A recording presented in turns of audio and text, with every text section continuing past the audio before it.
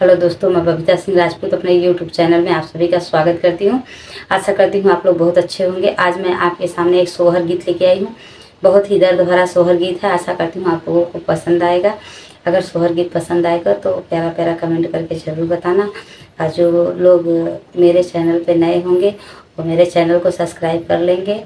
और जो लोग मेरे भाई बहन पुराने हैं जो मुझे इतना सपोर्ट किए हैं, वो मुझे अपना आशीर्वाद प्यार दुलार मेरे ऊपर ऐसे ही बनाए रखे।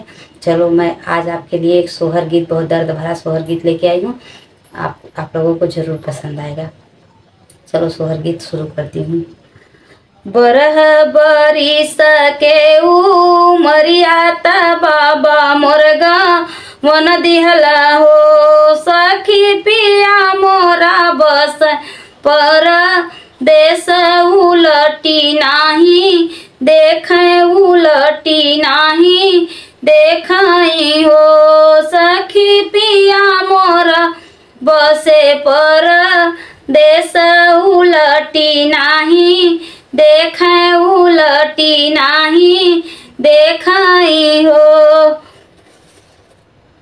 सासु मोरी कहेली बजनिया ननद मेहना मारे ननद मेहना मारई हो। माई घरवा के हमार जेठनिया बाझिनी कहिबो लावे बाझिनी कहिबो लावई हो। गमन कर हम कैली की गोद सुना भैला त गोद सुना भैलाई हो। यारे पियावा बसेला परदेसवा उलटी नाही चितवा उलटी नाही ताकई हो। आम डारे बोले लाको यलिया मधुर बोलिया बोला मधुर बोलिया बोलाई हो।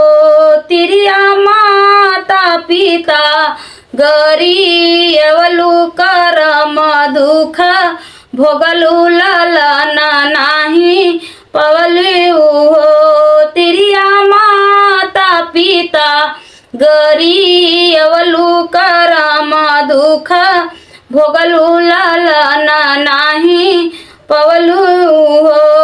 सासू जी के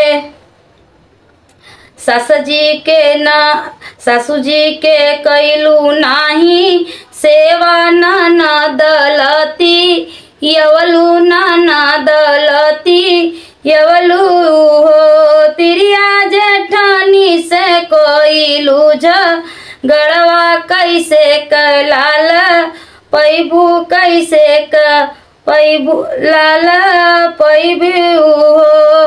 अरे अरे काली को यलिया मधुर बोलिया बोलू मधुर बोलिया बोली हो।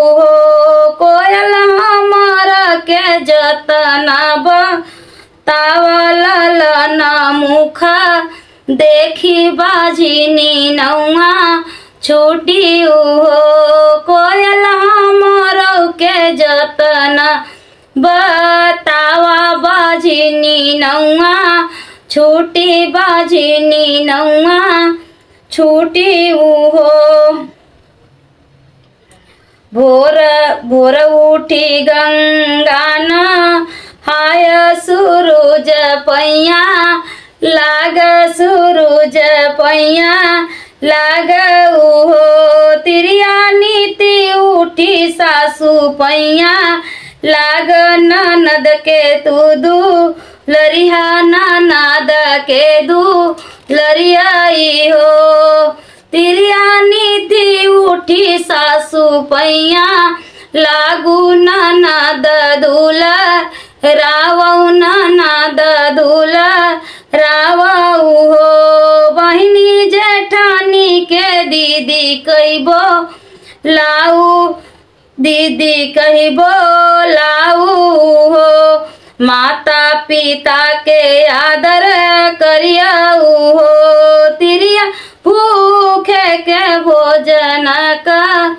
राउ तिरिया भूखे के भोजन कराया लालन सुखा पैबू लालन सुखा पैबी हो। कोयल के बात माने तिरिया त सब विधि पूरा कैली सब विधि पूरा कैली हो। अरे विधि से कैली ऐता वार लालना सुखा पवली लालना सुखा पवलिनी हो।